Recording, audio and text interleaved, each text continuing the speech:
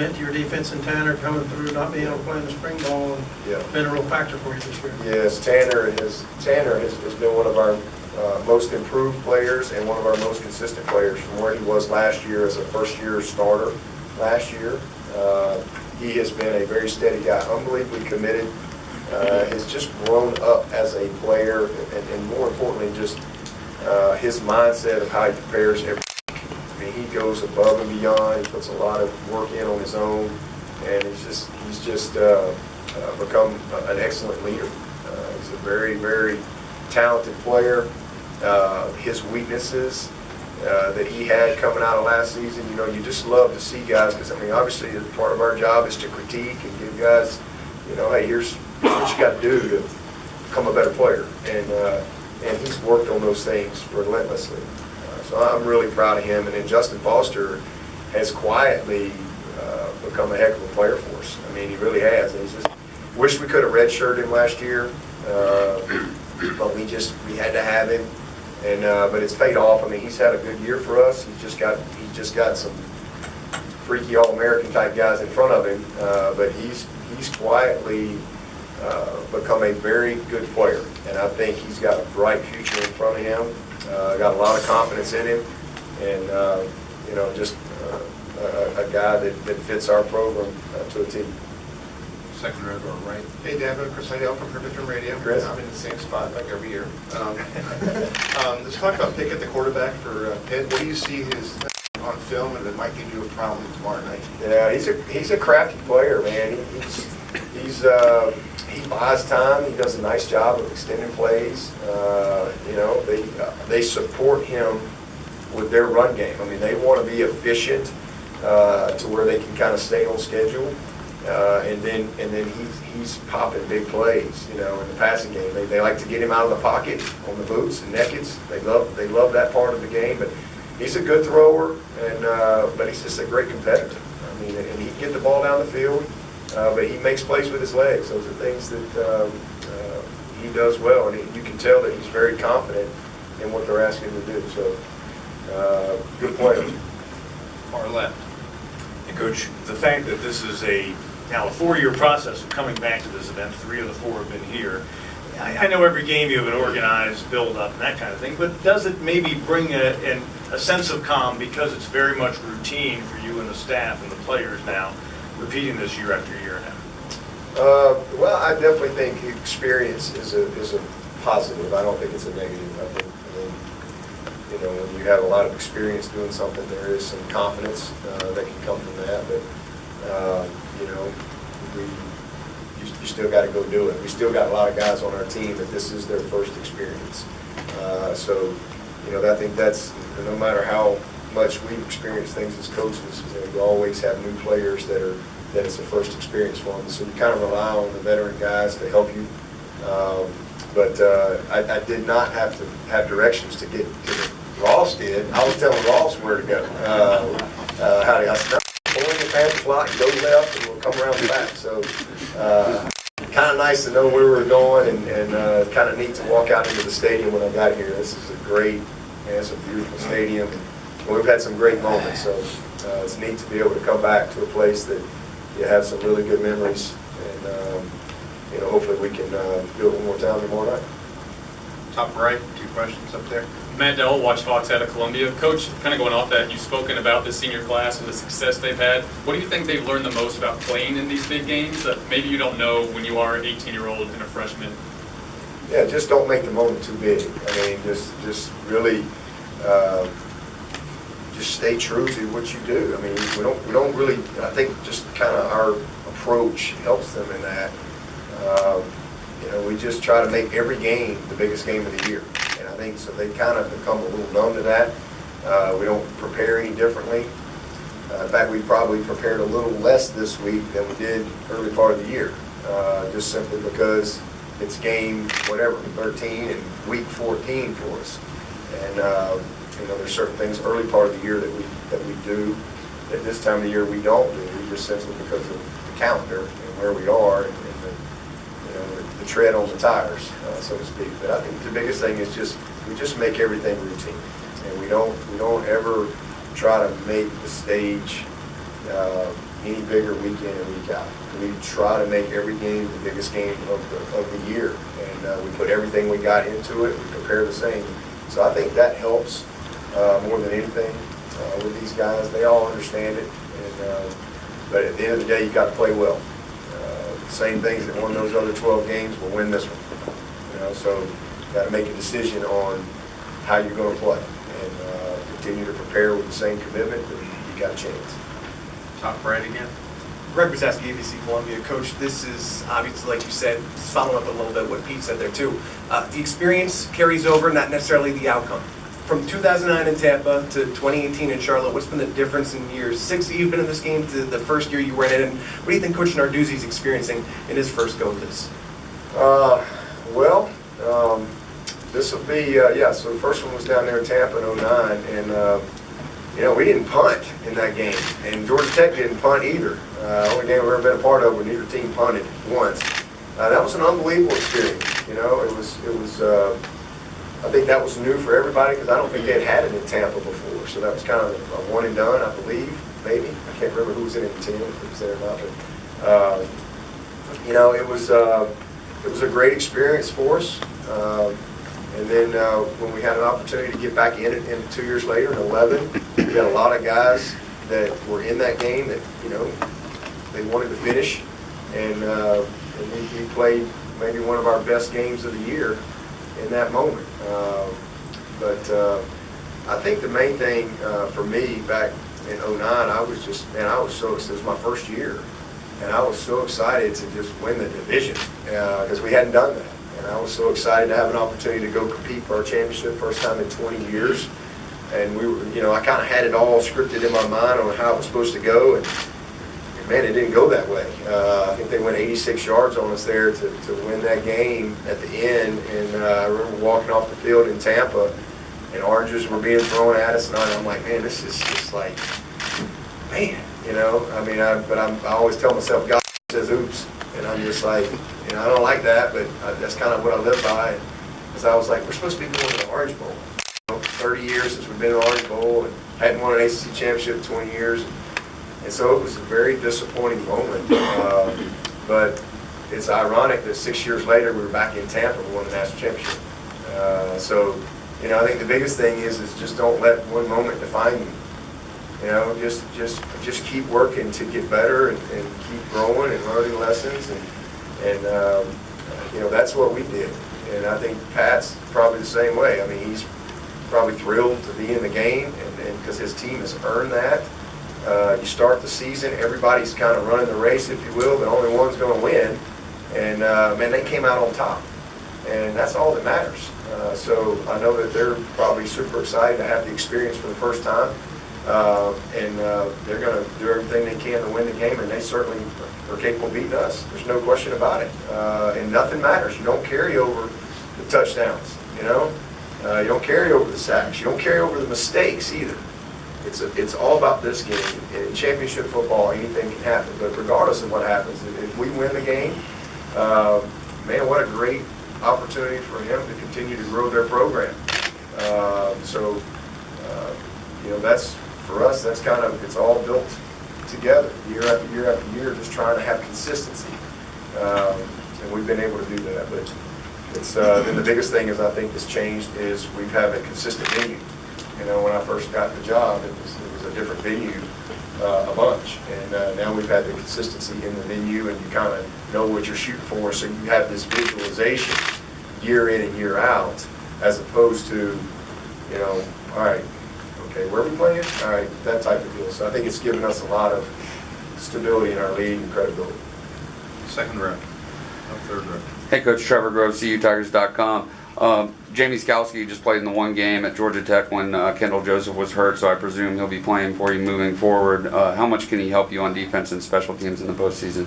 Yeah, I mean he's a guy that probably could have competed for a starting spot this year. So it's kind of nice to have a guy back like Skalski.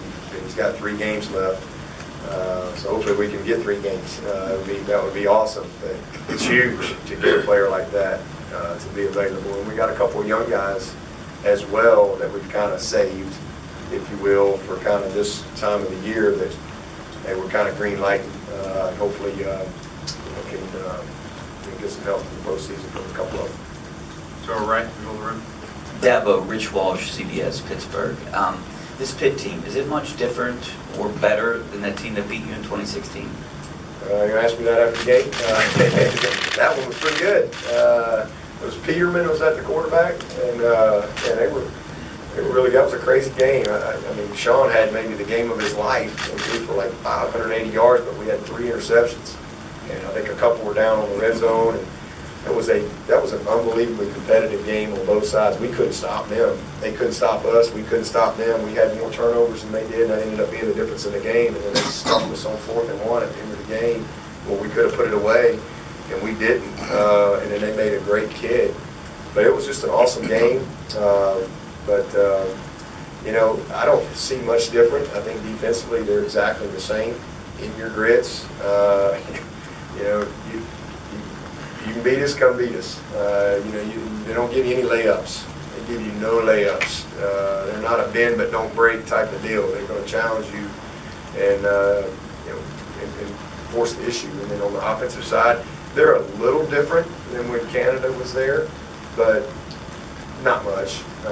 They killed us that day with all the shovel. I mean, they were running the shovel option the whole game, and we up the field when we should have squeezed when we should have been up the field, and we just could not stop them the whole game. And the quarterback played great. He had a couple of big plays on us, but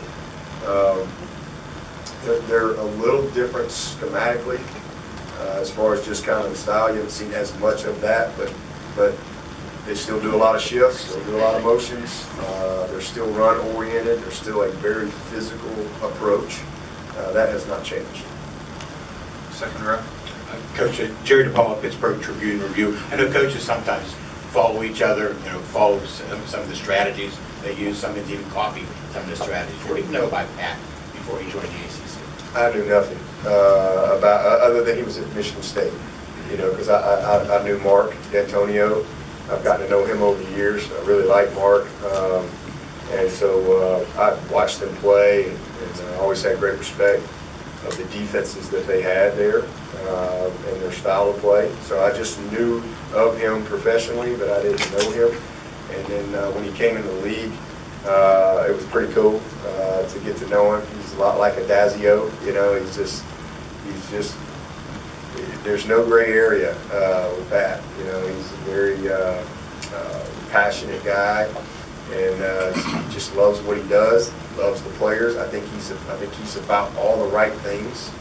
It's easy to see that in him when you spend some time. You know, he really loves his players, and he's passionate about you know, building a consistent program and being a winner. And, all those things. He just puts his heart in everything, and I love that about him. And then. So I've gotten to know him when he came in the league, and then he's one of the coaches that gets to go on the Nike trip every year. So I've had a chance to spend some time with him there as well, and just get to know him on a little more personal level. So that's really it. That's the extent of it, you know, prior to him coming into the league. But, you know, really like him a lot. Back row left. Hey, Devin. How do you feel about your defensive team's practice this week, and how satisfied are you that they're going to improve on those areas that were of concern last weekend? Yeah, well, they've had a great week. I mean, they responded well. You know, we did not play well last week, but I thought South Carolina played great, and I mean, their quarterback played lights out. The receivers were outstanding, and they made some critical plays. But from our perspective on the things that we got to do better, we did not line up well. We were really poor with our eyes, and we did not leverage that. We didn't play proper technique and leverage. But we played hard. We played with great effort. They had some formational things that we didn't adjust well to. So we've had a great week. We've worked. It's a different presentation this week, but oftentimes in this business, it's kind of professional courtesy to just see if you fixed a few things. So we wouldn't be surprised to just see if they check our roll and you know, make sure we fixed it. So we've worked hard. Our guys have had an awesome year. I mean, they've had an unbelievable year defensively. They had a bad night last week, but they did some good things too. But they were eager to get back to work this week, and I think we'll play well. Back right. Grace Rader, the Post and Courier. Going back to your relationship with Coach Narduzzi, were you about to tell us some funny story about Costa Rica and some cold water coming in? Yeah, I just remember, I mean, I'm a wimp. I'm from Alabama, so I don't like the cold. And you know, where that water was like freezing cold. I mean, I can't tell you, I like put my toes in. I'm like, there's no way I'm getting that way. It was freezing. And D'Antonio and Narduzzi are out there like, you know, and I'm like, I'm going to have to get in the water. I cannot go down like this. And so we literally, I'm in that water for like 30, I was numb after 10 minutes, but we just hung out and talked for like, this is a couple years ago, but we just hung out and talked for like an hour in this freezing cold water. And there's nothing to it, like both of them, like nothing. And I am the biggest pansy you've ever seen. I didn't want to jump in, but I'm like, I'm going to have to get in this water. So. Yeah, we had a good laugh about that. Back in the room. Hey, Dabo, Phil from WSOC in Charlotte. How valuable can the next couple of games be for a guy like Darion Kendrick, who I would expect you'll be relying on more the next couple of years?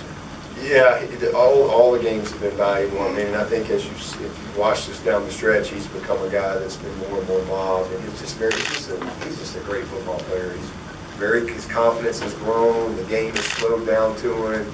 He's electric, he's tough, and he's passionate about it. He's one of my favorite guys because he and Christian Wilkins are two guys that probably like to practice more than any other football players I've ever been around. I mean, DK loves to practice. And it's so cool to see a kid like that rolling in here as a freshman that he just likes practice. And so I just think he's going to be he's already been a great player this year, but I think he's got a really bright future. And I think all of these games are going to, pay huge dividends for him as he comes back next year for his sophomore year. Just the experience and the knowledge and the confidence and just having a mental picture of what it looks like and what he's got to do to get himself ready for the season. And because last summer, you don't know. And so now, like any young player who gets some experience, you see him grow. Left corner. Madeline Hackett, WIFF in Greenville. You just earlier mentioned that playing here has helped visualize a win. I know in the past you've talked about the team meditating before. Is that a practice that you're carrying through up till tomorrow, and is it been working out for you? Yeah, we haven't been meditating as a team, but that's one of those things that I think some of those guys, I can't remember what the app was called, but we did that once or twice as a team to introduce the app, whatever that thing was, and so I don't know how many of them do it, but we do try to encourage them. Everybody has to ready themselves, and everybody gets ready differently, but definitely encourage those guys every week as the game gets closer to kind of quiet themselves. And some of them listen to music, some of them totally have quiet, some of them read, whatever it may be, to get themselves in the right state of mind. Because a lot of this game's mental. And the mindset, it's not just a skill set. You got to have the mindset and the heart set to go with the skill set. It's important. And to our left. Will Vandervoort, the Clemson Insider. Dabo, just a little update on Trey Lamar, and is he going to play tomorrow? What's his status? Yeah, he's good. He'll be very good. To our right. Hey, Dabo, talk about Pitt's running game. I talked to you on Sunday about the two running backs and all that stuff. What are you seeing since the film and watching them? Really, nothing's changed since we talked earlier this week. They're going to force the issue. They use both of them. They're both great players. One gets the hot hand, you might see more of that one than the other one, but they're really, really talented. They're a lot like Boston College. With the two backs that BC has, with the exception of they're more balanced with how they use them.